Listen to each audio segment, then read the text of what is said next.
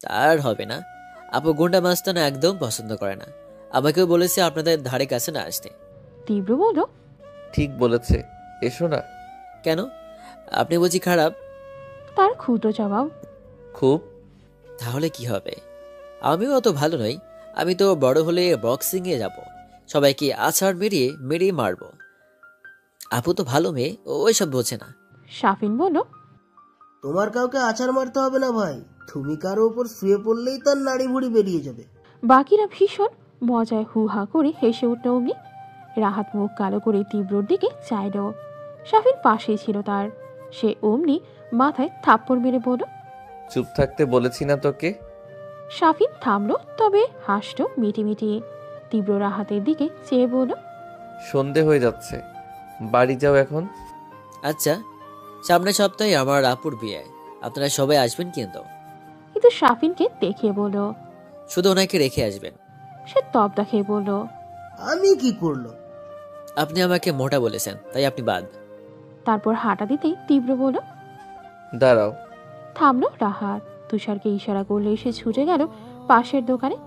পলিথিনে 4টে আইসক্রিম পেঁচিয়ে ফেরত এলো। হাতে দিতেই রাহাতের চেহারা চকচকে হয়। হেসে তীব্রকে বলল, থ্যাংক ইউ।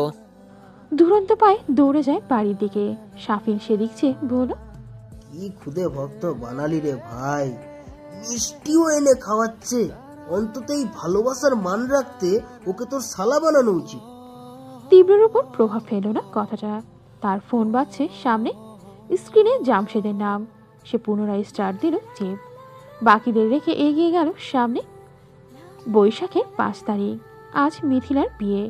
ছোটখাটো ফ্ল্যাটে লোকজনের উপচানো সমাগম। খোরশেদুলের বহু আত্মীয় এসেছেন গ্রাম থেকে।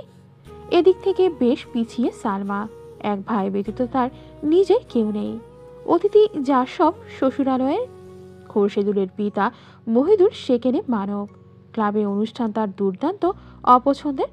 খোরশেদুলের বাধ্য সন্তান। পিতার মান্য হয়ে ফ্ল্যাটেই আয়োজন করলেন সবকিছুর। 4 কামরার ফ্ল্যাট অল্প মানুষেই ভরে গেছে। গায়ে গায়ে বাড়ি খাওয়ার অবস্থা। সুপ্রসন্ন ভাগ্য হিসেবে তাদের বিল্ডিংয়ের গ্রাউন্ড ফ্লোরটা মাঠের মতন। খোরশেদুল সেখানে টেবিল চেয়ার পাতিয়েছেন। প্যান্ডেল সাজিয়েছেন বড় করে। মিথিলাকে সাজাতে পার্লার থেকে লোক এসেছে। সালমার পদযুগলের বিশ্রাম নেই। শ্বশুরবাড়ির মানুষ আবার অন্যান্য অতিথিদের দেখাশোনায় ব্যস্ত তিনি। পুষ্পিতা থাকায় অর্ধেকটা সাহারা মিলছে অবশ্য। মেয়েটাকে বলতে হয় না, আগ বাড়িয়ে নিজেই করে ফেলে সব। এই তো এখন গরমে সবার কাহিল দশা কমাতে জগ ভরে ভরে শরবত বানিয়েছে। গ্লাসে ঢেলে ঢেলে দিয়েও আসছে সকলকে। নুহা তার মাকে নিয়ে এসেছে কিছুক্ষণ। বোর্ড এক্সামের পর তাদের আজই দেখা হলো। অথচ কাজের চাপে পুষ্পিতা সময় দিতে পারছে না। সে গল্পে বসলে সালমা কিছু বলবেন না, কিন্তু বিবেক বলেও ব্যস্ত আছে তিনি। উনি একা একা সব সামলাতে হিমশিম খাবেন যে। মিথিলাকে সাজানো হচ্ছে। ঘরে মোটামুটি মানুষ। অন্য ঘরে জায়গা না পেয়ে নুহাও এসে বসেছে সেখানে। তবে সেই আসলে মিথিলার থেকেই সচেতন দূরত্ব। মানুষ হিসেবে বেশ অহংকারী সে। এই জন্য নুহার সাথে বিশেষ জমে না। আবার পুষ্পিতার সঙ্গে আজে বাজে ব্যবহারের জন্য দুচক্ষে তাকে দেখতে পারে না ও। মিথিলার ফোন বাজছে। স্ক্রিনে আনসেভ নম্বর। কয়েকবার নাহিদ হতে পারে ভেবে সে লাইন কাটল। পর মুহূর্তে ফের কল আসে। গত কয়েকদিন যাবৎ নাহিদের সারা শব্দ নেই। ছেলেটা যেন হঠাৎই গায়েব হয়েছে। রাত বিরেতে কল করে বিরক্ত করছে না। মিথিলা বাধ্য হয়ে রিসিভ করল। তার শ্বশুরবাড়ির কেউ হয় যদি। হা করার পূর্বে ভেসে এলো নাহিদের ব্যথিত কণ্ঠ। তাহলে বিয়েটা করছোই মিথিলা? অচিরে মেজাজ চটে গেল ওর। চেঁচাতে গিয়েও আশেপাশের মানুষ দেখে থামলো। উঠে গেল বারান্দায়। আবার তুমি ফোন করেছো নাহিদ? আর কবার ব্লক করলে থামবে? আর ব্লক করতে হবে না, আজকেই শেষ।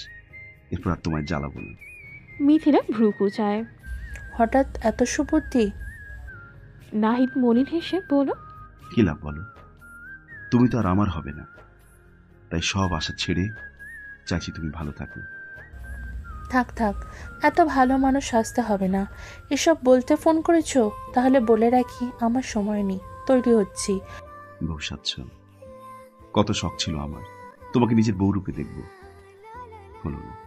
তার কণ্ঠে ক্লেশ আক্ষেপ, কিন্তু মিথিলা বিরক্ত হয়ে বলল, এসব লুটুপুটু কথা অন্য কাউকে বলো নাহিদ, শুনলে খুশি হবে। আমি রাখছি।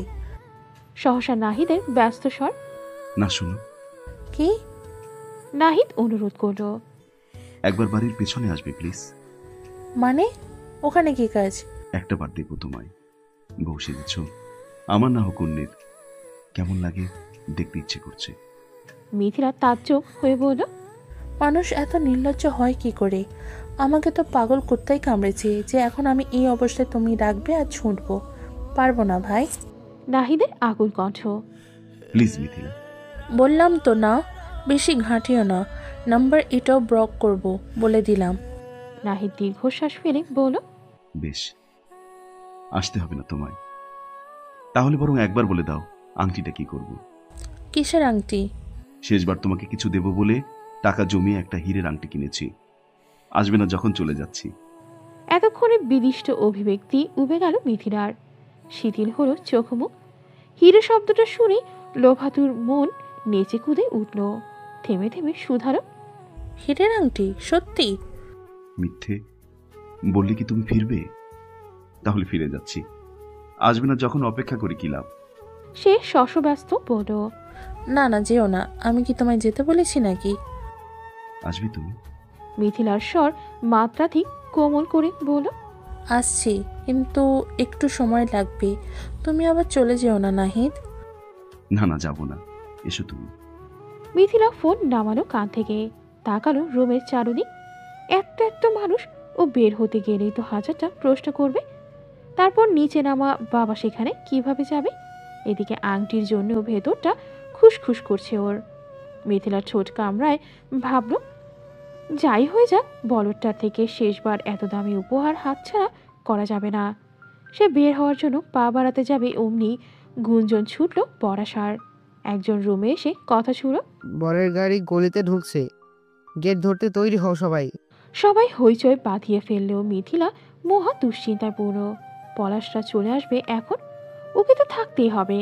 তাছাড়া বউ অন্য ছেলের সাথে একান্তে দেখা করতে যাওয়া বিপদ, কেউ দেখে ফেললে সব শেষ। সেই ক্ষণে গ্লাস ভর্তি ট্রে নিয়ে কক্ষে ঢুকল পুষ্পিতা। ওকে দেখে মিথিলার মস্তিষ্কে নিউরন বেজে উঠল গতিতে। দারুণ বুদ্ধিতে ছলকে উঠল কোষ। এগিয়ে এসে পুষ্পিতার কনুই টেনে নিয়ে চলল এক কোণায়। ঈষৎ চমকালো ও। আবার কিছু করলো কি? মিথিলা চাপা কণ্ঠে বলল, আমার একটা কাজ করে দে। কি কাজ আপু? বাড়ির পেছনে যাবি, একটা পার্সেল আসবে আমার, নিয়ে চলে আসবি। এখন এখন তো ওখানে খুব অন্ধকার। মিথিলার নিরুদ্বেগ। তো পুষ্পিতা ছোট কণ্ঠে বলল। ভয় লাগে। মিথিলা কটমটিয়ে ওঠে। নাকা নাকা কথা বলবি না, আমার বিয়ে, না হলে আমিই যেতাম। তুই জাস্ট যাবি ডেলিভারি ম্যানের কাছ থেকে জিনিসটা নিয়ে ফেরত আসবি, ব্যাস। এত ভয়ের কি আছে? খালি কাজ না করার ছুটনো, তাই না? পুষ্পিতা বলল, নোহাকে সাথে নেব? এই না, নুহাকে কেন? কাউকে কিছু বলা যাবে না, এনে সোজা আমার হাতে দিবি, মনে থাকবে। পুষ্পিতা মাথা নোয়ালো, পরপর ঘাড় হেলালো।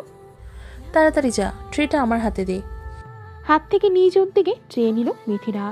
তাগাদা দিয়ে উঠে ওকে পাঠানো নিচে। নুহা কথাবার্তা না শুনলেও সব চুপচাপ দেখলো। তবে বিষয়টা আহামরি নয় বলে মাথা ঘামায়নি। লাইন কেটে সিমটাই ফোন থেকে বের করে ফেললো নাহিদ।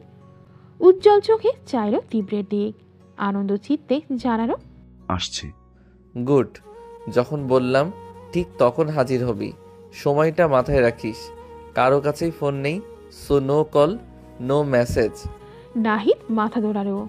আচ্ছা। পরপর উদ্বিগ্ন গলায় বলল, সব ভালোই ভালোই হবে তো বিট্টু? মিথিলা আমার হবে তো? শাফিন বলল, হবে মানে হতে বাধ্য। খালি একবার তোর গার্লফ্রেন্ড আসুক জায়গায়, বাকিটা আমাদের উপরে ছেড়ে দে। নাহিদ ভরসা পেল। তীব্র সাথে চললেও সে বাকিদের মতো এত সাহসী নয়। তার উপরে মেয়ে তোলার ঘটনা জীবনে প্রথম, তীব্ররও তাই। সেজন্য ভীষণ বিশ্বস্ত চারজন ব্যতীত বাকিদের জড়ায়নি সে। এমনকি সবার পরিচিত জিপ রেখে অন্য গাড়ি ভাড়া করে এনেছে।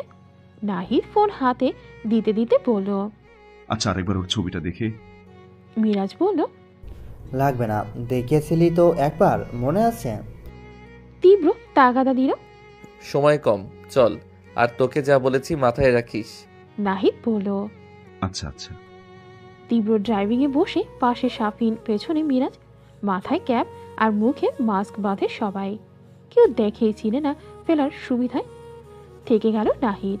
চলে যাওয়া গাড়ির দিকে চেয়ে বেকুল প্রার্থনা করল আরেকবার।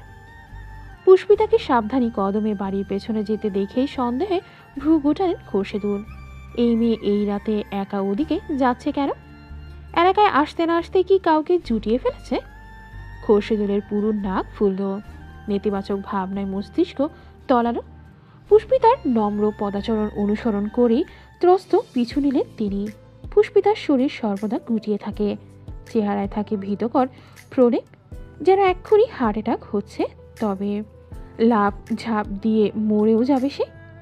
অমন নেতানো চোখে মুখে বিল্ডিংয়ের পেছনে এসে দাঁড়ালো। যতটা অন্ধকার ভেবেছিল ততটা নয় দেখে স্বস্তি পেল খানি। সারা বাড়ির সবুজ লাল আলোয় অল্প স্বল্প ছটা আসছে এখানেও। সবকিছু স্পষ্ট না হলেও ঘুটঘুটে নয়, কিন্তু ভয়টা কমেনি। নতুন বাড়ি, অচেনা জায়গা, সব মিলিয়ে শঙ্কিত সে। দুর্বল, বুক কাঁপছে। মনে হচ্ছে পেছনে ভূত দাঁড়িয়ে এসেই মোটকে দেবে ঘাড়। পুষ্পিতা শক্ত হয়ে দাঁড়িয়ে রইল। সাউন্ড সিস্টেমে গান বাজছে, হুল্লোড়ে সব গান। পুষ্পিতা অপেক্ষা করে। ডেলিভারি ম্যান আসছে না কেন এখনো? আপু যে বলল গেলেই পাবে। পুষ্পিতা অধৈর্য হয়ে পড়ল। মশা ভিড়ছে ত্বকে, গরম লাগছে, ঘামে ভিজে যাচ্ছে শরীর। তার উপরও ভূত প্রেতের আশঙ্কা। আচমকা একটা শক্ত হাত পেছন থেকে থাবা বসানো মুখে। পিলে চমকে গেল পুষ্পিতা। আততায়ীর হাতের বাঁধন দৃঢ়, সাথে নরম কিছুর স্পর্শ। পোক্তভাবে ধরায় পুষ্পিতার হৃদস্পন্দন তত্র থেমে যায়। ছড়াৎ করে লাফিয়ে ওঠে কলিজা। পরপর নাসা ছিদ্র ভেদ করে ঢোকে উৎক কিছুর গন্ধ। ভীত প্রকট চক্ষু দুটো নিভে আসে ক্রমে। একটা সময় আগন্তুকের ওপরেই পিঠ ঢলে পড়ল তার। পুষ্পিতাকে জ্ঞান হারাতে দেখে ঠোঁট এলিয়ে শ্বাস ফেলল শাফিন। ক্লোরোফর্ম ভেজানো রুমাল ঝটপট ভুল পকেটে। পেছন থেকে কালো থলের মতো কাপড়টা ওর মাথার মধ্যে ঢুকিয়ে একবারে নামিয়ে আনলো থুতনিতে। পুরো চেহারা ঢেকে গেল এবার। মিরাজ হন্তদন্ত ভঙ্গিতে পাশে এসে দাঁড়ালো। অবচেতন পুষ্পিতার আপাদমস্তক দেখে বলল, বউ, অথচ পরনে বেনারসি নেই কেন? থ্রি পিস পরে বিয়ে করবে নাকি? শাফিন বলল, সালা ওসব পরে ভাবিস, আপাতত ভাগতে হবে, কেউ দেখলে সর্বনাশ। মিরাজ মাথা দোলালো। ব্যস্তভাবেই পুষ্পিতাকে পাজা করে তুলল। তীব্রর কানে হেডফোন, লম্বা পা দুটো তুলে রাখা স্টিয়ারিংয়ে। মিথিলাদের বিল্ডিং থেকে অনেকটা দূরে গাড়ি থামিয়েছে। কর্ণকুহুরের দৃপ্ত আওয়াজে বাজছে মাইকেল জ্যাকসনের গান। শাফিনদের আসতে দেখেই চটপট সোজা হয়ে বসল ও। সিগারেট ফেলে মুখে মাস্ক ঠিকঠাক করে ইঞ্জিন চালু করলো গাড়ি। শাফিন আগে আগে এসেই দরজা খুলে দেয়। মিরাজ আস্তে ধীরে পুষ্পিতাকে শুইয়ে দিল সিটে। তীব্র সতর্ক গলায় শোধালো, কেউ দেখেছে? না। ওট ফার্স্ট। মিরাজ পাশে বসলে শাফিন পেছনে। এবার তীব্র ঘোড়ার গতিতে গাড়ি ছোটালো। পথে পুষ্পিতার কোমল হস্তযুগল দাড়িতে আটসাট হয়ে বাঁধল ওরা। মিরাজ পাশে বসলে শাফিন পেছনে। এবার তীব্র ঘোড়ার গতিতে গাড়ি ছোটালো। পথে পুষ্পিতার কোমল হস্তযুগল দড়িতে আটসাট করে বাঁধল ওরা। খোরশেদুল স্তব্ধ হয়ে দাঁড়িয়ে রইলেন। হাত পা ঠকঠক করে কাঁপছে। তীব্রকে স্পষ্ট দেখেছেন তিনি, সাথে দেখেছেন বাকিটাও। সব যেন এখন চোখের সামনে কাচের ন্যায় স্বচ্ছ। পুষ্পিতাকে বিট্টু মাস্তান তুলে নিয়ে গিয়েছে। কথাখানা ভেবেই রুদ্ধ হয়ে এলো শ্বাসনালী। দ্রুত পায়ে এগোলেন সবাইকে জানাতে। এক পা বাড়িয়ে থেমে গেলেন আবার। তুখরও বিরোধিতায় অন্তপট ভরে এলো। এক পলক চাইলেন সাজানো তক্তকে বাড়িটার দিক। আজ তো মিথিলার বিয়ে। এখন যদি সবাই জেনে যায় বাড়ির আরেক মেয়েকে মাস্তানরা তুলে নিয়ে গেছে, তবে তো বিয়ে ভেঙে যাবে, নষ্ট হবে তার মেয়ের জীবন। না না, বাবা হয়ে তা তো হতে দেওয়া যায় না। খোরশেদুল মাথা নাড়লেন দুপাশে। চোখ মুখ পাথুরে করে ভাবলেন, পুষ্পিতা গোল্লায় যাক। সে তো প্রথম থেকেই চাইছিলেন মেয়েটা বিদয় হোক তার ঘর থেকে। আজ কোনো একভাবে তো হচ্ছে। ওর জন্যে তাহলে নিজের মেয়ের গোছানো জীবন বরবাদ করবেন কোন দুঃখে? খোরশেদুলের স্বার্থপরতার ভিড়েই বিবেক ঢাকা পড়ল অনিমেষ। বিচলিত চেহারা আবৃত হলো মেকি সাবলীল হাবভাবে। মিথিলার কক্ষ শূন্য আপাতত, সবাই বেরিয়ে গিয়েছে বর দেখতে। নিচে খাওয়া দাওয়ার তোড়জোড়, 3 তলায়ও আসছে হইচই আর চেঁচামেচির আওয়াজ। শুধু নোহা নির্বিকার বসে, তার এসবের মাথা ব্যথা নেই।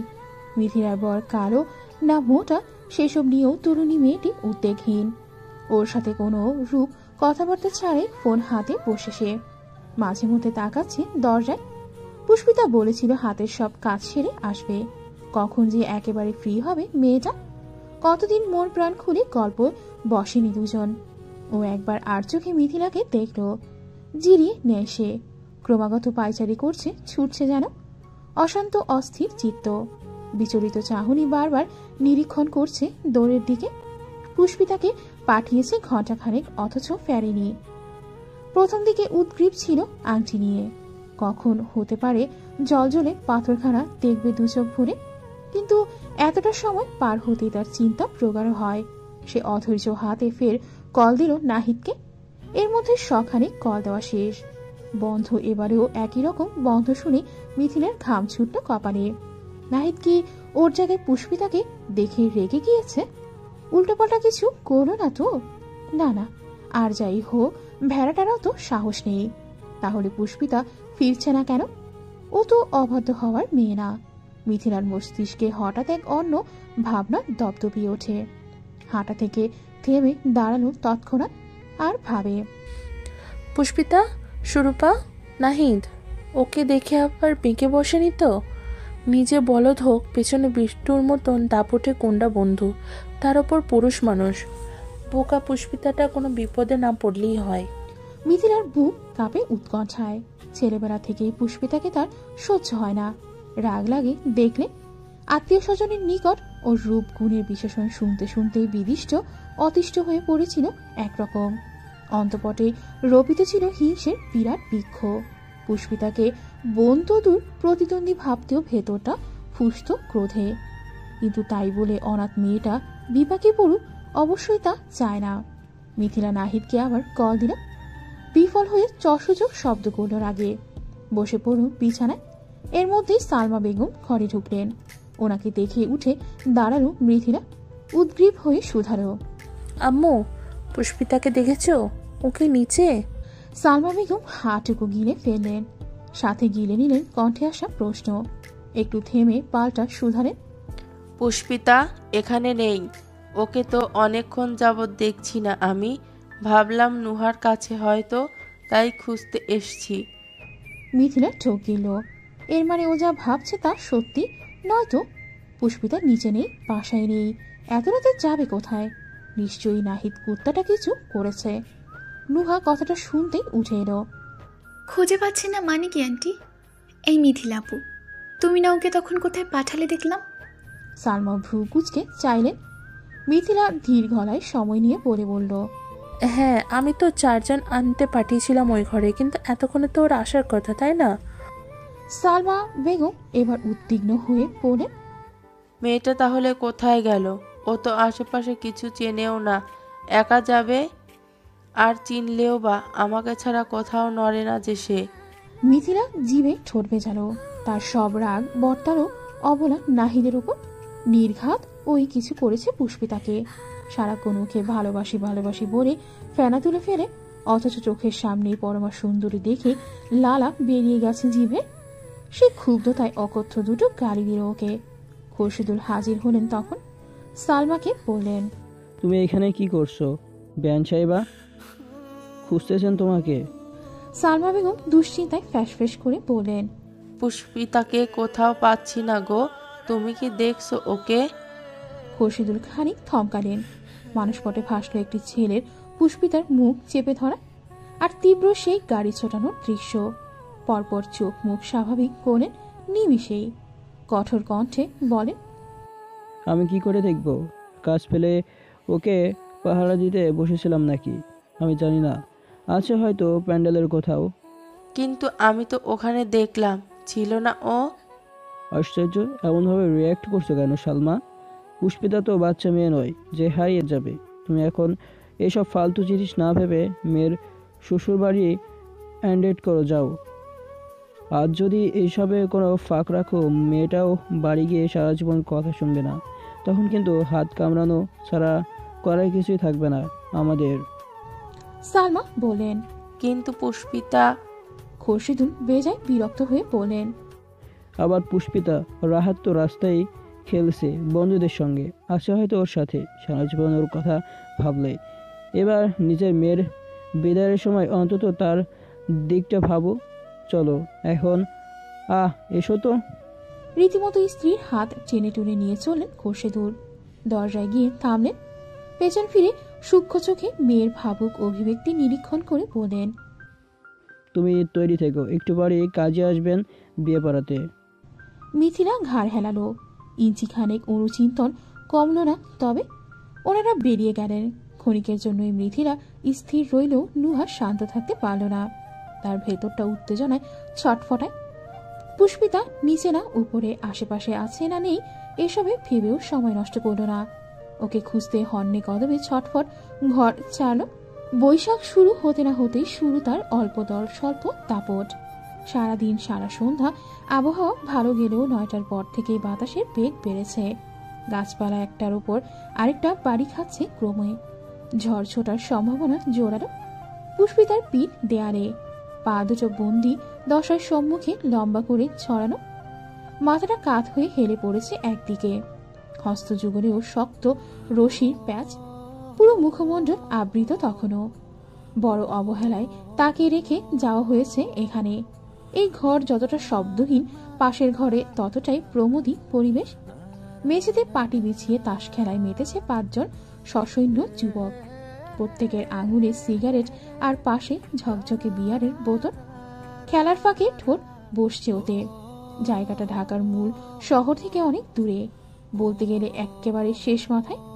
কোনো রকম উন্নত তবে গ্রাম্য বেশ। তীব্রদের গাড়ি একটানে এসে ভিড়েছে হেতায়। বাড়িটা মুশফিকদের, একতলা সম্পূর্ণ, বাকিটা ফাউন্ডেশন করা। কাজ শুরু হবে আবার আগামী মাস হতে। একমাত্র পাহারাদার হিসেবে দারোয়ান লোকটি থাকে। পরিকল্পনা চমৎকার রূপে বাস্তবায়নের আশায় তীব্রর কাছে এই জায়গাটি নির্বাচিত হয়েছে। মুশফিক আরমান আগে ভাগে এসে সব ঠিকঠাক করে রেখেছে। দারোয়ানকে ভালো মতন কিছু টাকা ধরিয়ে দিয়ে বিদায় নেওয়া হয়েছে 2 দিনের জন্য। আপাতত বাড়ি ফাঁকা নির্জন, ওরা ব্যতীত একটা কাকপক্ষীও নেই।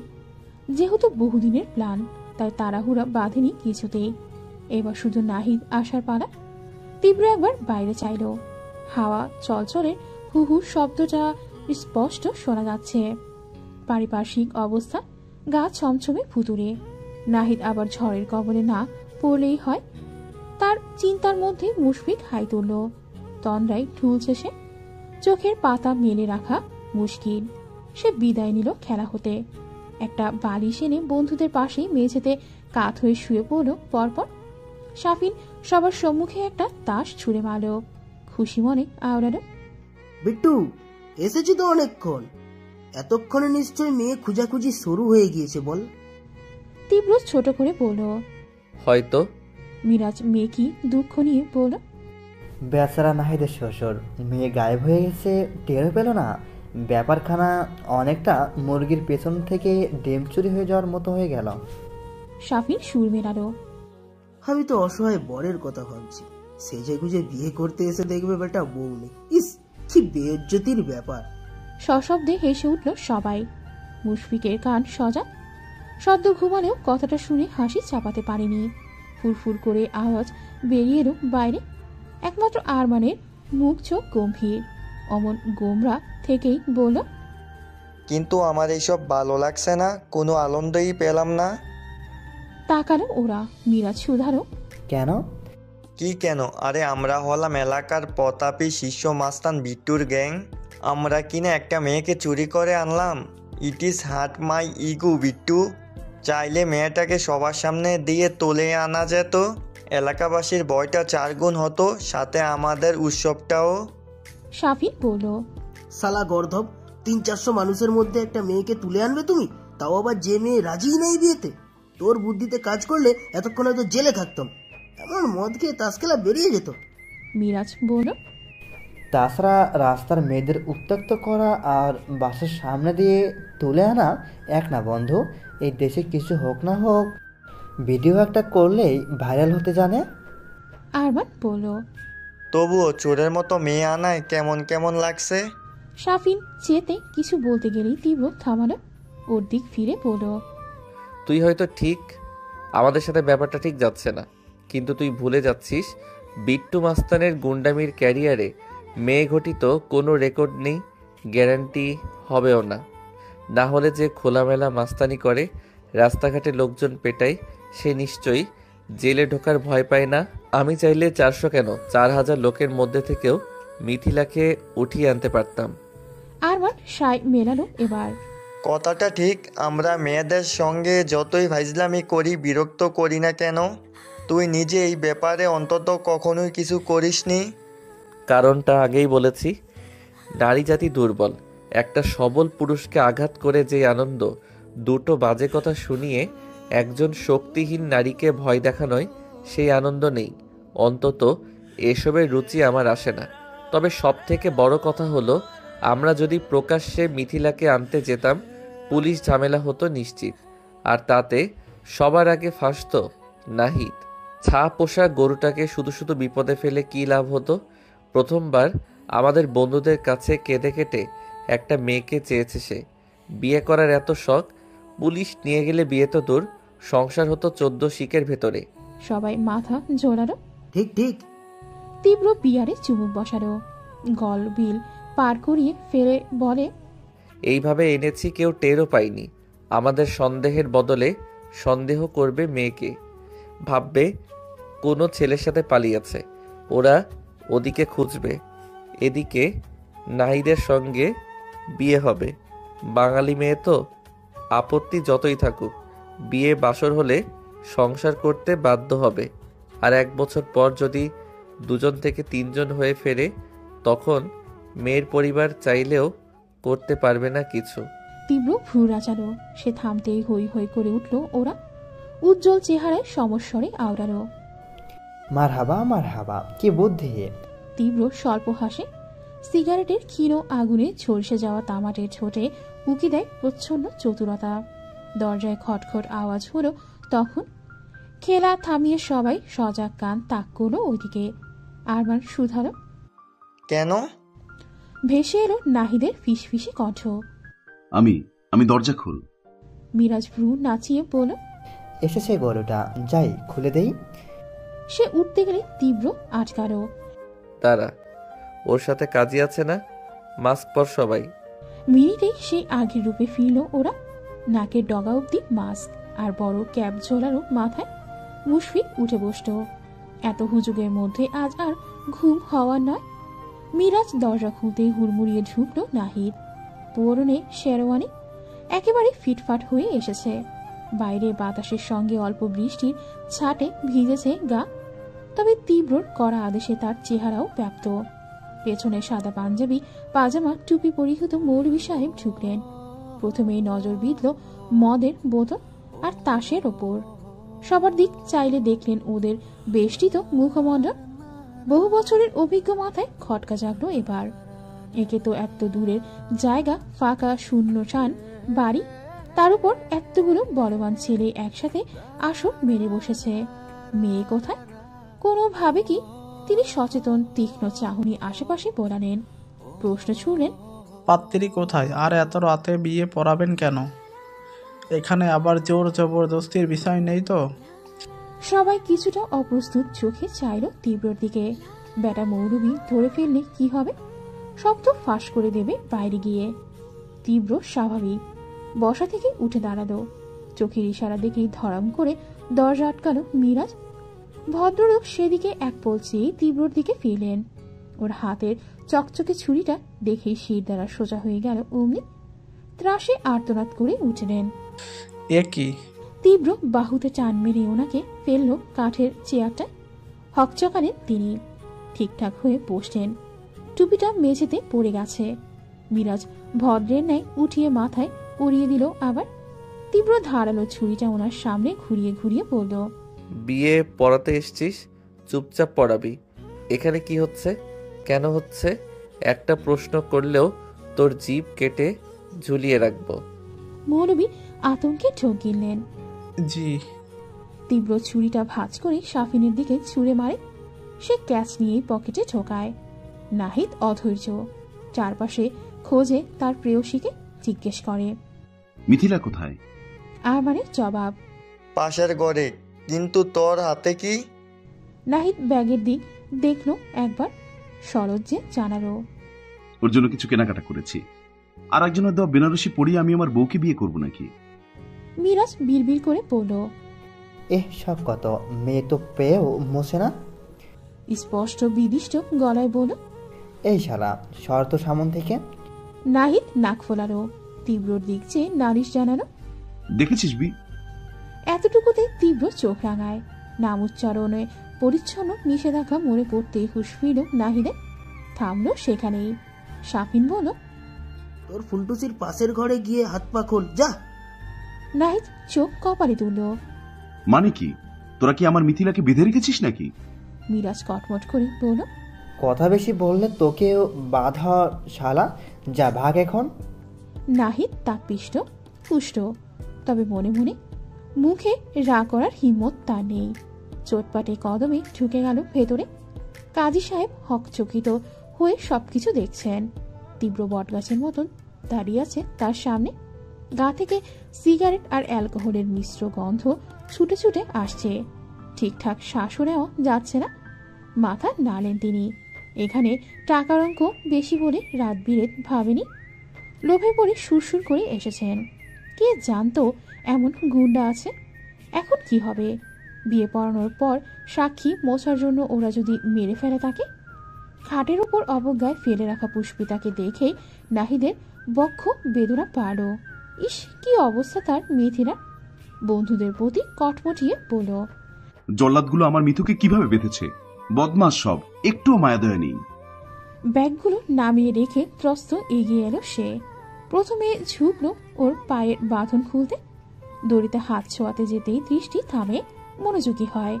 কি ভেবেই চোখ পিটপিট করলো নাহিদ। সূক্ষ্ম নিরীক্ষা মুহূর্তে পাল্টে এলো বিস্ময়ে। সচকিতে চাইল পুষ্পিতার হাতের দিক। মস্তিষ্কে উদ্ভব হলো মস্ত ফুলের আজ। শ্বাস থামল তার। গলা ফাটিয়ে চিৎকার ছুড়ল, বিট্টু! এই ঘরে থাকা লোকগুলো চমকে উঠল। বাদ পড়লে না অসহায় রূপী কাজী সাহেব। এমনিতেই শঙ্কায় নেতিয়েছিলেন এতক্ষণ। নিনাদ শুনেই যেন লাফিয়ে উঠল দেহটা। ওরা মুখ দেখাদেখি করলো। তড়িৎ বেগে ছুট লাগালো পরপর। মুশফিক যেতে নিয়েও থামল। ঘাড় বাঁকালো কাজীর দিক। লোকটি ঘাবড়ে শক্ত হয়ে গেলেন। মুশফিক এদিক ওদিক তাকায়। জানালায় টাঙানো রশিতে গামছা ঝুলতে দেখে দ্রুত নিয়ে আসে। কাজীর হাত দুটো পেছনে নিয়ে পিঠের সঙ্গে বাঁধল। দৃঢ় কণ্ঠে হুঁশিয়ারি দিল, আমরা না ফেরা অবধি এক চুল নড়বি না। জবাবে তিনি চুপচাপ মাথা কাত করেন। নাহিদ চিৎকারই দেয়নি, একেবারে উঠে লেপটে আসছে দেয়ালে।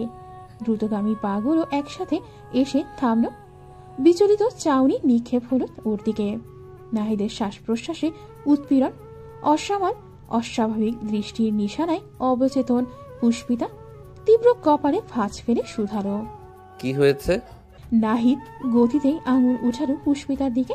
থেমে থেমে বেগ পুহিয়ে জানালো, এটা মিথিলা নয়, এ অন্য মেয়ে। চোখে মুখ পাল্টে গেল ওদের।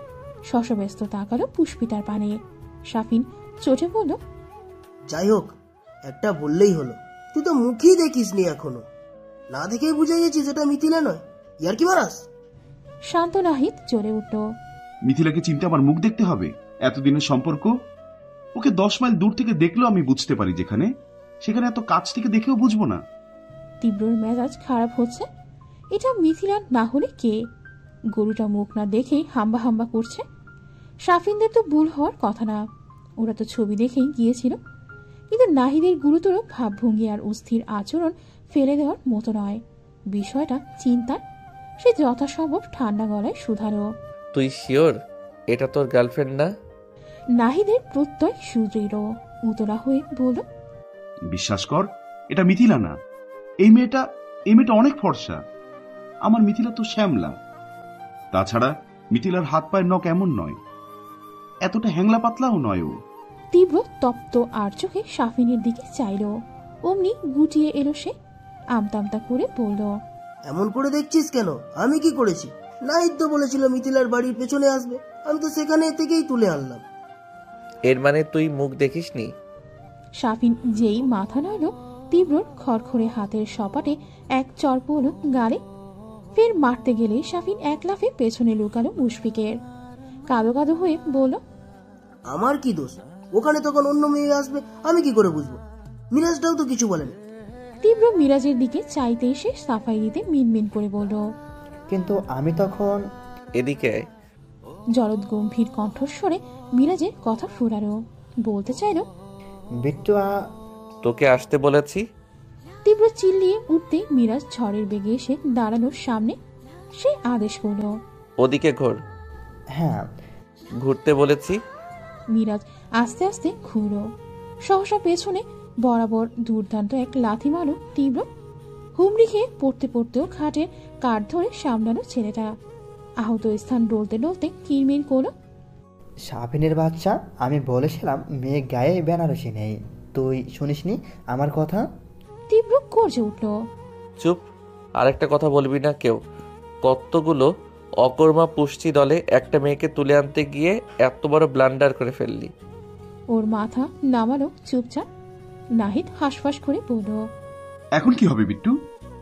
এই অন্য মেয়ে হলে আমার মিথিলা কোথায়? আমার মিথিলার বিয়ে হয়ে যায়নি তো? এই বিট্টু, তুই তো কথা দিয়েছিলি আমায় এনে দিবি ওকে। এখন তাহলে আমার মিথিলাকে আমি পাবো না? গলা ধরে আসছে নাহিদের। প্রেমিকাকে হারানোর আশঙ্কায় হৃৎপিণ্ড কাঁপছে। তীব্র ক্যাপ নামালো, সোনালি চুল খামচালো জেদে। আবার পড়ল, দুকদম পায়চারি করলো ফুসতে ফুসতে। আরমান কাছে এসে বলল, শান্ত হ, মেয়েটার জ্ঞান ফেরাই, তারপর ওর থেকে জেনে নেওয়া যাবে সব। মিথিলা আসার কথা যখন, ও কেন এসেছিল সেটাও ওর মুখেই শোনা যাবে। তীব্র ক্রোধ থামে না। ক্ষোভে লাথি বসায় খাটের পায়ে। চুপসে দাঁড়িয়ে থাকে শাফিন আর মিরাজ। সে খ্যাক করে ডাকে, এই মেয়ে ওড়ো। মুশফিকের ঘুম হাওয়া মশলাযুক্ত কাণ্ড কারখানা গোল গোল চোখে দেখছিল সে। তীব্র রাগে সব ভুলেছে। এভাবে ডাকলে কি উঠবে? তাও যার জ্ঞান নেই। সে ছুটে গিয়ে জগানো শাফিনের হাতে ধরিয়ে দিয়ে বলল, নে, আকাম করেছিস যখন, এবার তোল মেয়েটাকে। ও ঠোঁট উল্টায়, বিড়বিড় করে, যত দোষ সাপিন গোস। এগিয়ে যায় উষ্ণ নজরে চায় পুষ্পিতার দিক। সমস্ত রাগ ক্রোধ এবার গিয়ে পড়ল ওর উপর। সব দোষ এই মেয়ের। ওখানে কেন এসেছিল মরতে? তিরিক্ষ মেজাজে জগের ঢাকনা খুলে পুরো পানিটা ছুঁড়ে মারল ওর মুখের ওপর। শরীর ঈষৎ নড়ে উঠল পুষ্পিতার। তীব্র সঙ্গে সঙ্গে আরেকটা চর বসালো মাথায়। শাফিন আর্তনাদ করে বলল, আবার কি করলো? সে খেপে বলল, কাপড়টা সরাবে কে? সরাচ্ছি। শাফিন ঝুঁকে যায়। পুষ্পিতার মুখোশে টান বসায় অভঙ্গুর হস্তে। প্রকোপে 5 ক্লিপ সহ মেয়েদি কয়েদি কেশ ঘষে ছড়িয়ে আসে পিঠে। কাছাকাছি কোথাও আর্তচিৎকারে বাজ পড়ল তখন। কেউ ভালো করে চাইতেও পারল না। সঙ্গে সঙ্গে লোডশেডিং। সমস্ত এলাকায় বিদ্যুৎ সংযোগ বিচ্ছিন্ন হলো নিমিষেই। শাফিন মহা বিরক্ত হয়ে বলল, সালার কারেন্টকে এখনই যেতে হলো। পুষ্পিতার চেতনা ফিরেছে। ধীরে সুস্থে চোখ মেল, ভারী মস্তক সোজা করল। নড়তে গিয়ে বুঝল তার হাত দুটো বাঁধা। অবশ পদযুগলেও কঠোর কিছুর স্পর্শ। চোখের সামনে ঘুটঘুটে তিমির। তুষারের ন্যায় জমে গেল অমনি। মনে পড়ল পেছনের কথা। হঠাৎ কেউ এসে মুখে কিছু একটা চেপে ধরার চিত্র। পুষ্পিতার মেরুদণ্ড সোজা হয়ে আসে। অজ্ঞাত শঙ্কায় ধরফড় করে বুক। পরপর অচেনা পুরুষালী স্বর প্রখর গতিতে কর্ণকুহরে হামলা চালায়। শিরায় শিরায় রক্ত সঞ্চালন থমকে যায় তার। কোথায় যে পাই এখন? এই বেটা, মৌমাছি এখানে? মুশফিক উত্তর দিল, থাকার তো কথা, দেখছি দাঁড়া। ফ্লাশ জ্বালা বেজে সাথে কোনো ফোনও আনেনি কেউ। লোকেশন ট্র্যাক না হওয়ার জন্য কাটায় কাটায় চূড়ান্ত সতর্কতা তাদের। পকেট থেকে অধৈর্য হাতে ম্যাচ বক্স বের করলো তীব্র। দপ করে জ্বলে উঠল কাঠি। অল্প সময়ের ওই আলোতেই ওর মুখটা ভাষ্ট, আবছা স্পষ্ট। তবে কালো মাস্ক আর ক্যাপের ভিড়ে দেখালো শুধু সাদাটে দুই চোখ। আবৃত মুখমণ্ডল চাপিয়ে পুষ্পিতার নজর সরাসরি পৌঁছালো তীব্রর বিলাতি নয়নে। আগুনের স্পর্শে কেমন ভৌতিক লাগলো তা। সহসা ভয়ে চেঁচিয়ে উঠল, সাপ সাপ! উপস্থিত সকলে ভরকে যায় হঠাৎ নিনাদে। মিরাজ সাপ শব্দটা শুনেই লাফ দিয়ে আরমানের কোলে উঠে গেল। রীতিমতো দুই পা দিয়ে পেঁচিয়ে ধরল ওর কোমর। ছেলেটা নড়বড়ে খুঁটির ন্যায় দূরে ওঠে। হিমশিমে কণ্ঠে ধমকায়, শালা আলুর বস্তা, নাম। না না, সাপ। সাফিনের মনে পড়ল তার পকেটে মিনি টর্চ আছে, সব সময় থাকে। এক পাশে লাইটার, অন্য পাশে আলো। সে চটপট বের করে চালালো, ফেলল পুষ্পিতার মুখের ওপর। আকস্মিক করা আলোয় তোপে চোখ কুঁচকে ফেলল পুষ্পিতা। মুচড়ে উঠল শরীর। তীব্র চারপাশ দেখছিল। নীরবে সাপ খুঁজে না পেয়ে মাথা গরম হয় আবার। তেতে বলল, মিথ্যে বললি কেন? কোথায় বলতে বলতে তপ্ত মেজাজ আর রুষ্ট চোখে চাইল সে। বিলাতি নজর সোজাসুখি অর্ষায় পুষ্পিতার নির্মল আননে। মুহূর্তে ঠোঁট দুটো থামল তার। অসম্পূর্ণ রইল গোছানো ধমক। পুষ্পিতার মুখশ্রীতে উগ্র করে তির্যক রেখা। চক্ষু গহ্বর সেই উৎপাতে বেসামাল। ললাটের সূক্ষ্ম ঘামে লেপটে থাকা ক্ষুদ্র কেশ। খিচে নেওয়া পল্লবে এক অন্যরকম অভিভূতি। ছোট জানালার কপাট ডিঙিয়ে সনসন হাওয়া সবেগে আসে। হুড়মুড় করে স্পর্শ করে তীব্রর হাতের কাঠি। বুড়ো আঙুল ছোঁয়ার পূর্বেই দপ করে নিভে যায় কিরণ। উষ্ণ বায়ু আজ বড্ড শীতল। সেই শীতলতা এক লহমায় ভিজিয়ে দেয় মাস্তান তীব্রর শক্তপোক্ত নিরেট হৃদয়। পুষ্পিতা ধাতস্থ হয়ে টেনে হিঁচড়ে আঁখি মেলল। ভেজা পদ্মের ন্যায় পল্লব কেঁপে সরে গেল দুই দিকে। তীর তীর করে নড়ল দোলন চাপার মতন উচ্চপট। বৃহৎ সরল চক্ষু দুটির দৃষ্টি বক্ষস্পন্দন থমকে রাখল তীব্র। শুধু সে নয়, বাকিরাও ড্যাব ড্যাব করে চেয়ে। মেয়ে দেখলেই নেচে ওঠা সাফিন ইহ জগতেই নেই। হা করে লাইট ধরে আছে এখনো। মিরাজ সাপের কথা ভুলে গেল। মুগ্ধের মতো তাকিয়ে থেকে সোজা হয়ে দাঁড়ালো। মুশফিক মোম জ্বালিয়ে এনেছে। সবাইকে স্তম্ভের মতো দাঁড়িয়ে থাকতে দেখে ভ্রু কুচকাল। দৃষ্টি অনুসরণ করে পুষ্পিতাকে দেখল, বুঝল যা বোঝার। রূপসী মেয়ে দেখে সবকটা হুঁশ হারিয়েছে। সে অতিষ্ঠ বেগে মাথা নাড়ে, তীব্রর দিকে চায়। এবার চোখ কোঠর ফুঁড়ে বেরিয়ে এলো প্রায়। পল্লব ঝাপটালো মুশফিক। একটা মেয়ের দিকে তীব্রর আবিল অক্ষির অমন নরন চাউনি দেখে নিজেই বোকা বনে গেল। ও ঘর থেকে মরিফ সাহেব বিনয়ী স্বরে ডাকলেন, শুনছেন বাবারা? আমাকে একটু আলো দিন না, ভয় লাগছে। সবাই নড়ে চড়ে উঠল। আরমান সাফিনের হাত থেকে টর্চ নিয়ে চলে গেল ওদিকে। এই ঘরে কেবল মোমের নির্ভেজাল জ্যোতি। কামরার চতুর্দিকে ঈশ্বর বেগে লুটোপুটি খায় তা। এদিকে সম্মুখে মুখোশধারী এতগুলো ছেলে দেখেই গলা শুকিয়ে গেল পুষ্পিতার। নিভু ভয়ার্ত নেত্রে একে একে সবার দিকে চাইল সে। তীব্র সময় এলো যখন ওই দীঘল হরিণী চোখের চাউনি বুক ভেদ করে মধুর দহনে পুড়িয়ে দিল তাকে। শুধু নাহিদের এসবে ধ্যান নেই। মিথিলার স্থানে অন্য মেয়ে আসায় তার মাথায় জ্বলছে দাও দাও অগ্নিশিখা। কর্কশ্বরে ধমক দিল, এই মেয়ে কিসের সাপ? হাজলামো মারাচ্ছে আমাদের সাথে। পুষ্পিতার দুর্বল দেহ ছলকে উঠল। রূঢ়ভাষী নাহিদের দিকে ভীত সন্ত্রস্ত হয়ে চাইল। কি দেখে সাপ ভেবেছিল নিজেই তো জানে না। শুধু মনে আছে সিরিয়ালে দেখা সাপের মতো দুটো পঙ্কিল চোখের মণি। পরক্ষণে নিজেই লজ্জা পেল বোকামির। হুট করে জ্ঞান ফেরা আবার অন্ধকারে হঠাৎ ওইভাবে দেখায় বাস্তব অবাস্তব ঘুরিয়ে ফেলেছিল। পুষ্পিতার মাথা নুইয়ে চুপ করে রইল। তার ভেতরটা থরথর করছে। ছেলেগুলো এখন ওকে নিয়ে কি করবে ভাবলে গলমিলটা মরুভূমির মতো শুষ্ক হয়ে ওঠে ক্রমে। সাফিনের ঠোঁটদ্বয় তীব্রর দিকে ধেয়ে গেল। ফিসফিস করে বলল, ভাই এই এলাকার এমন চোখ ধাঁধানো মেয়ে আর আমরা দেখলাম আজ। How is this possible? তীব্র উত্তর দিল না। ফোঁস করে শ্বাস ফেলল। শান্ত নজর ফিরিয়ে নিল আরেক দিকে। ছোট দৃষ্টি গেঁথে রইল রংচটা ওই দেয়ালে। নাহিদ রুক্ষ মেজাজে চেঁচিয়ে উঠল, তোরা স্ট্যাচু বনে আছিস কেন? কিছু করবি না? এই মেয়ে কি করছিল ওখানে জিজ্ঞেস কর। আমার কিন্তু মাথা খারাপ হয়ে যাচ্ছে বলে দিলাম। মুশফিক বলল, আরে বেটা থাম, এখন জিজ্ঞেস করলেও বা রাত কয়টা বাজে জানিস? তোর কি মনে হয় এখন তোর গার্লফ্রেন্ডের বিয়ে থেমে আছে? এতক্ষণে দেখ গিয়ে শ্বশুরবাড়ি চলে গেছে। নাহিদ থমকে যায়, হাঁসফাঁস করে মাথার চুল খামছে বসে পড়ল মুহূর্তে, বিধ্বস্ত ভঙ্গিতে আওড়ালো, আমার মিথিলা তাহলে আমার হলো না? পুষ্পিতা ভয় ডর ভুলে অবাক চোখে চাইল। মিথিলার নাম শুনে কোটরের আশপাশে ছড়িয়ে গেল বিস্ময়। মিরাজ পাশে বসত, নরম গলায় সান্ত্বনা দিল, কাঁদিস না, যা হবার তা তো হবেই, ও তোর ভাগ্য নেই। নাহিদ শুনল না, সে হাউতাস করে কাঁদছে।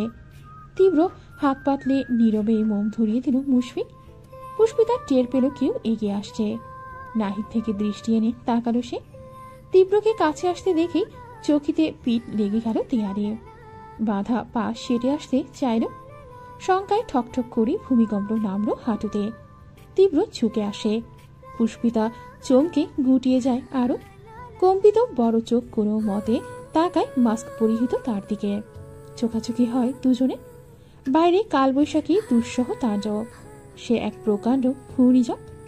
অমন ঝড়ের মাঝে কেবলমাত্র মোমের ক্ষীণ দীপ্তিতে একজোড়া ভীত ও স্থির কারোমণির সঙ্গে মিশে গেল তীক্ষ্ণ খুরখার দুটো দাব সাদাটে নজর। তীব্র চাহনি সেকেন্ডে ঘুরে আসে পুষ্পিতার সমগ্র ঘরমাত্র চেহারা হতে। কমলা আলোয় খুব কাছ থেকেই মুখখানি দেখল এবার। সীমান্তহীন আকাশে উড়ে বেড়ানো বলাকার ন্যায় ভ্রুযুগলের নিচে সদ্য ফোটা শালুকরূপী আশ্চর্য সুন্দর দুটি চোখ, কম্পমান অধরভাজে ঝর্ণা সম রিমঝিমে স্নিগ্ধতা। তীব্র এত নিকটে আসায় পুষ্পিতার রুহু শুদ্ধ কাঁপছে। লোকটা কি এক্ষুনি ঝাঁপিয়ে পড়বে, কিংবা খুব নোংরাভাবে স্পর্শ করবে ওকে? পুষ্পিতা আল্লাহকে ডাকছে, মনে মনে অবিশ্রান্ত দোয়া দুরুদ পড়ছে। এদিকে শাফিন ওরা একে অপরকে দেখছে। তীব্রর হাব ভাব নিয়ে বিভ্রান্তিতে নিজেদের ভ্রু চাচ্ছে এক একজন। পুষ্পিতার চোখ নামিয়ে নেয়, তখনই শুনতে পায় তীব্রর প্রশ্ন। ফের চাইল সে। তীব্র উন্মুখ মোটা ভ্রু নাচিয়ে স্থূল গলায় শুধালো, নাম কি? পুষ্পিতা ঢোক গেলে কুকরে আসে পিপাসায় কাতর কণ্ঠনারী। অবরুদ্ধ কোনো রকম উত্তর দেয়। শাফিন ধৈর্য হারিয়ে ফেলল, বলল, উপু। মন্থর বেগে মাথা নাড়ালো পুষ্পিতা। তাহলে কি? পুষ্পিতা। শাফিন কপাল গোছায়। কার পিতা? মিরাজ বাহুতে কিল মেরে বলল, পুষ্পিতার গর্ধব। ও আচ্ছা। নাহিদ এদিকে নাহিদ কাঁদছে, আহাজারিতে কপাল চাপড়াচ্ছে। মুশফিক খেই হারিয়ে বলল, নাম থাম বাদ দে, জিজ্ঞেস কর ওই সময় বাড়ির পেছনে মিথিলার জায়গায় কি করছিল ও? শাফিন শার্টের হাতা ভাঁজ করল, ভাবসাব নিয়ে বলল, আমি জিজ্ঞেস করছি, ওয়েট। সেকেন্ডে ছুরি বের করে উঁচিয়ে ধরো সামনে, তর্জন দিল গম্ভীর করায়। এই মেয়ে, তুমি সুন্দরী বলে ছেড়ে দেবে ভইব না। যা জিজ্ঞেস করবো ঠিকঠাক উত্তর দেবে, বুঝলে? নাহলে কেটে পিস পিস করে ফেলবো। সঙ্গে ছুরিটা দিয়ে ক্রস দেখালো শাফিন। যে মেয়ে টেলিভিশনে রক্তারক্তি দেখলেও ভয় পায়, সামনে থেকে প্রথমবার কোনো গুন্ডার হাতে ছুরি দেখল সে। আবারও কি বিভৎস হুমকি! অচরেই মুখ ফ্যাকাশে হয়ে গেল পুষ্পিতার। মোমের হলদে প্রভায় চিকচিক করছে ধার। এখন এই ছুরি দিয়ে কি প্রহার চালাবে এরা? পুষ্পিতা আতঙ্কে স্তব্ধ বনে গেল। বক্ষ স্পন্দন চমকে ধমকে লুটিয়ে পড়ল এবার। ভ্যাবাচাকা খেয়ে গেল সবাই। তবদা খেয়ে একে অন্যকে দেখল। শাফিন হতভম্ব হয়ে বলল, কি হলো ব্যাপারটা? তীব্র সোজা হয়ে দাঁড়ালো, কটমটিয়ে বলল, ছুরি দেখাতে বলেছি তোকে? আমি তো ভাবলাম ভয় পাবে। মিরাজ বিরক্ত হয়ে বলল, পেয়েছো তো, এমন ভয় পেয়েছো যে একবারে চিটপাটাং হয়ে পড়ল। এখন নে, এবার জ্ঞান ফেরা। সব দোষ ঘাড়ে পড়ায় চেহারা ছোট করল শাফিন। পানি নিয়ে পুষ্পিতার মুখে ছেটাতে ছেটাতে বলল, জীবনে প্রথম কোনো মেয়ে দেখলাম ছুরি দেখেই অজ্ঞান হয়ে যায়। এমন ভীতু মেয়ে! আল্লাহ, এই মেয়ের নাম পুষ্পিতা কেন? ভিতর ডিম রাখা উচিত ছিল রে।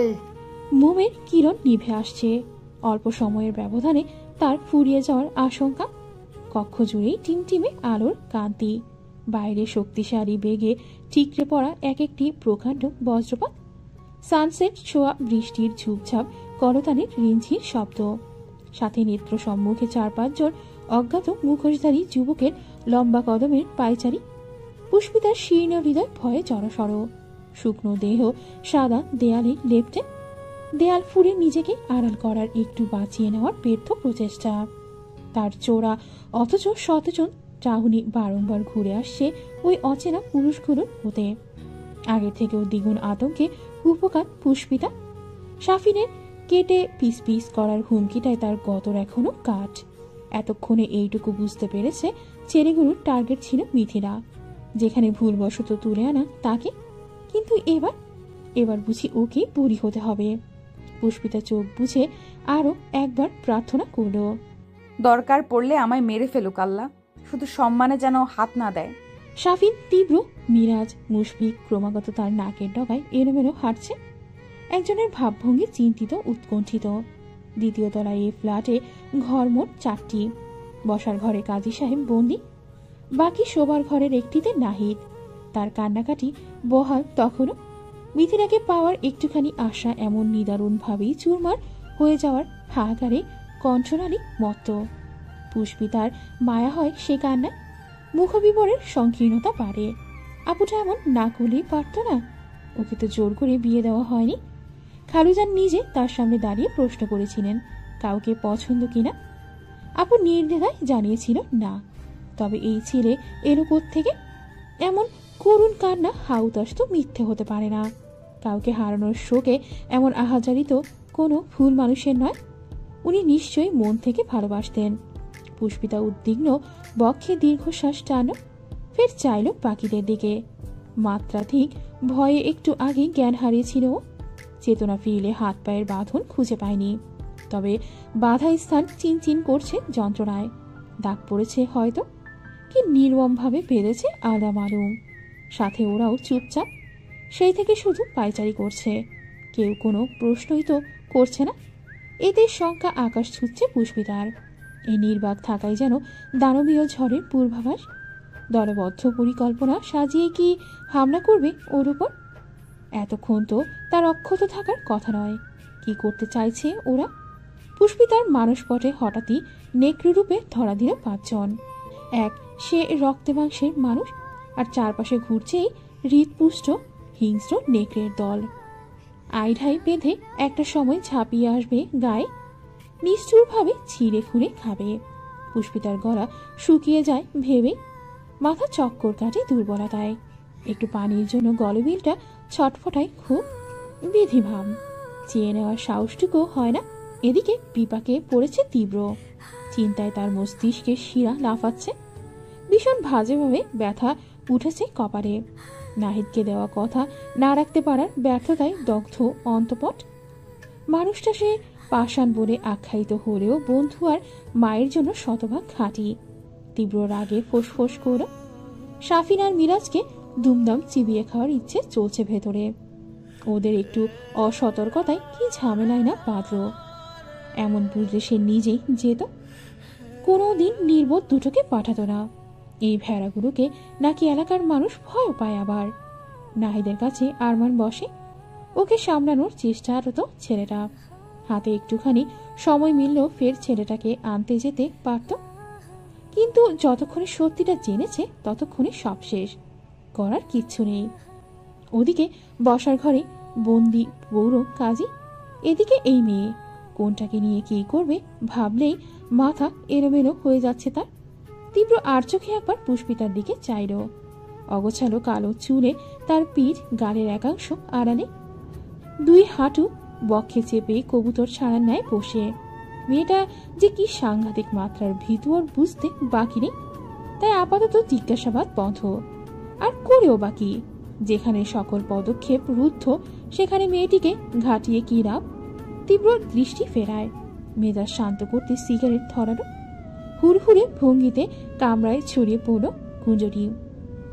খুব আস্তেই নিজ স্বরে কেসে উঠল পুষ্পিতা। একে তৃষ্ণার্ত সে, দুয়ে ধোয়ার আক্রমণে গলা শুদ্ধ চলে উঠল যেন। তীব্র এই কাশির কারণ বোঝেনি, বুঝলেও কিছু করতো না কিনা সন্দেহ। নিরুৎসাহিত সে সিগারেট ঠোঁটে চেপে কঠোর চেয়ারে বসল গিয়ে। বন্ধ জানালার এক পাশের কপাট খুলতেই বর্ষার ছাট এসে চোখে মুখে লাগে। কত এসে মেঝেতে লোটায়। তীব্র মনোযোগী চোখে প্রকৃতি দেখল। অন্ধকারে হাত খুঁজে পাওয়া মুশকিল। বৃষ্টির ধার কমেনি, সম্পূর্ণ ঘর নিস্তব্ধ। হাঁটা ব্যতীত কারো টাটু শব্দ নেই। শাফিন চেয়েও কিছু বলতে পারছে না।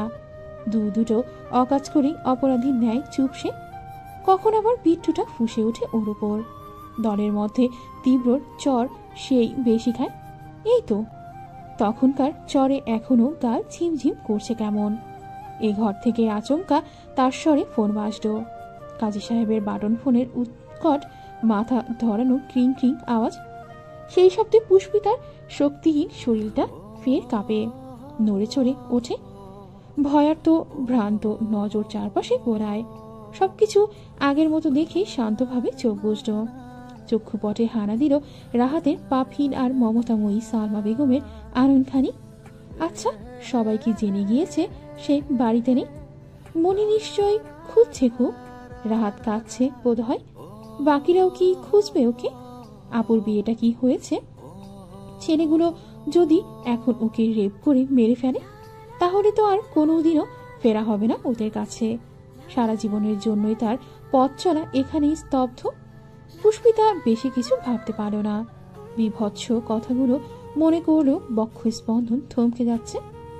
আজকের এই রাত এত ভয়ানক কেন? এত কেন জঘন্য? এই জঘন্যতম অনুভূতির কবলে পৃথিবীর কোনো মেয়েই না পড়ুক। কাজী সাহেবের পিঠে বাঁধা হাত নিষ্পিস করছে। ডানে বামে কাত হচ্ছে, মোচড়াচ্ছে ভীষণ। ফোনটা লাগাতার বাজছে তখনও। নিশ্চয় তাকে ফিরতে না দেখে বাড়ি থেকে কল করেছে। তিনি শরীরটা বেশ কিছুক্ষণ নাড়ানাড়ি করলেন, কোনোভাবেই পকেট অব্দি পৌঁছাতে পারলেন না। শেষে উপায়হীন হয়ে নরম গলায় হাঁক ছুঁলেন, বলছি বাবারা কেউ একটু এদিকে আসবেন? ডাক শুনে ওরা হাঁটা থামালো। মুশফিক কটমট করে বলল, এই বুড়োটা তো আচ্ছা জ্বালাচ্ছে। দেখ তো ডাকছে কেন? মুশফিক গটগুটিয়ে এই ঘরে এলো। খ্যাক করে বলল, কি হয়েছে কি? ভদ্রলোক মিনমিন করে বলেন, আমার ফোনটা বাজছে। তো কি নাচবো? তিনি অনুরোধ করলেন, না মানে একটু রিসিভ করে দিন না। মনে হয় আমার বউ ফোন করছে। আসলে এরকম রাত করে কোথাও থাকিনি তো। মুশফিক ফোঁস করে উঠল, শালা, একে নিজের বউ নেই, দুইয়ের মাথা গরম, আর এই বুড়িয়া আছে তার রঙ্গ নিয়ে। একটু রিসিভ করে দিন না বাবা, না হলে ও চিন্তা করবে। মুশফিক নাক ফুলিয়ে ফোন বের করলো পাঞ্জাবি হতে। কাজী সাহেব খুশিও হতে পারলেন না। চোখের সামনেই খট করে লাইন কাটল সে। রীতিমতো বাটন টিপে বন্ধ করে দিল। কাজী হতভম্ব হয়ে বললেন, এ কি? মুশফিক যুদ্ধজয়ী সৈনিকের ন্যায় বলল, এবার আর কেউ ডিস্টার্ব করবে না। এইদিকে আমরাও চিন্তা করছি, ওইদিকে তোর বউও করুক। দেশের প্রতিটি নাগরিকের সমান অধিকার, বুঝলি? কাজী সাহেব থতমত খেয়ে বললেন, হ্যাঁ। মুশফিক আর জবাব দিল না। হেলে দুলেও ঘরে গেল। ভদ্রলোক আহত ভঙ্গিতে বসে রইলেন। সাথে চেয়ে থাকলেন কোলের উপর থাকা ছোট্টখাট্ট ফোনখানার পানে। শাফিন ক্ষণে ক্ষণে পুষ্পিতাকে দেখছে। ব্যাপারটা বুঝতে পেরে মেয়েটার সংকুচিত শরীর ভাঁজ হচ্ছে আরো। শাফিন ভ্রু কুচকে কুচকে অনেক কিছু ভাবল। জিভে ঠোঁট ভিজিয়ে আলগোছে তীব্রর কাছে গিয়ে দাঁড়ালো। তারপর আস্তে করে ডাকলো, বিট্টু। তীব্র জবাব তো দূর তাকালো না। সে মুখ কালো করে বলল, এখনো রাগ করে আছিস? কি বলবি বল। থমথমে জবাব। শাফিন আরেকটু কাজ ঘেঁষে বলল, বলছিলাম যে এবার যে ভুল করেছি সেটা তো আর শোধরানো যাবে না। আর এমন তো নয় যে আমরা ওসব ইচ্ছে করে করেছি। এখন যা হচ্ছে সেটার একটা অন্য রূপ দিলে হতো না? এবার না মানে কাজই যখন আনা হলো বিয়ে পড়াতে, তখন ওনাকে খালি হাতে পাঠানো কি ঠিক হবে? তীব্র ফিরে চাইল এবার। সরু নেত্রে শুধালো, মানে? তাকানোর ধরন দেখে উসখুসের মাত্রা বেড়ে গেল শাফিনের। আমতামতা করে বলল, না, ভেবে দেখলাম যে এ ঘরে মেয়ে আছে, ও ঘরে কাজই আছে, আমরা তো বিষয়টাকে কাজে লাগাতেই পারি। ইঙ্গিত বুঝল তীব্র, নিস্পৃহ কণ্ঠে বলল, নাহিদ যেভাবে ওর গার্লফ্রেন্ডের নাম ধরে কাঁদছে, তোর মনে হয় এখন ও অন্য মেয়েকে বিয়ে করবে? শাফিন উদ্বেগ নিয়ে বলল, ওর কথা কে বলেছে? তাহলে? শাফিন মাথার পেছন দিক চুলকাতে চুলকাতে সলজ্জিক জানালো, মেয়েটাকে আমার অনেক পছন্দ হয়েছে, মাও তো কদিন ধরে পাত্রী দেখার কথা বলছিলেন। মানে এখন তো সব হাতের নাগালে, তো বিয়েটা তো আমিই করতে পারি। তীব্র আশ্চর্য চোখে চাইল, পরপর দাঁত খিচে বলল, চর মনে হয় একটাতে হয়নি, আর একটা খাবি? শাফিনের মিটিমিটি লাজুক হাসিটা মুহূর্তে মুছে যায়। তীব্র রুষ্ট চাহনি দেখেই সতর্ক কদমে ছিটকে দাঁড়ায় দূরে। ওই খসখসে পাথুরে হাতের মার খাওয়ার ইচ্ছে ফের নেই। ঠোঁট ফুলিয়ে বলল, ভালো লাগে না, তুই সবসময় আমার সাথে এমন করিস। তীব্র চোখ পাকালো। ফোর্ট এখান থেকে।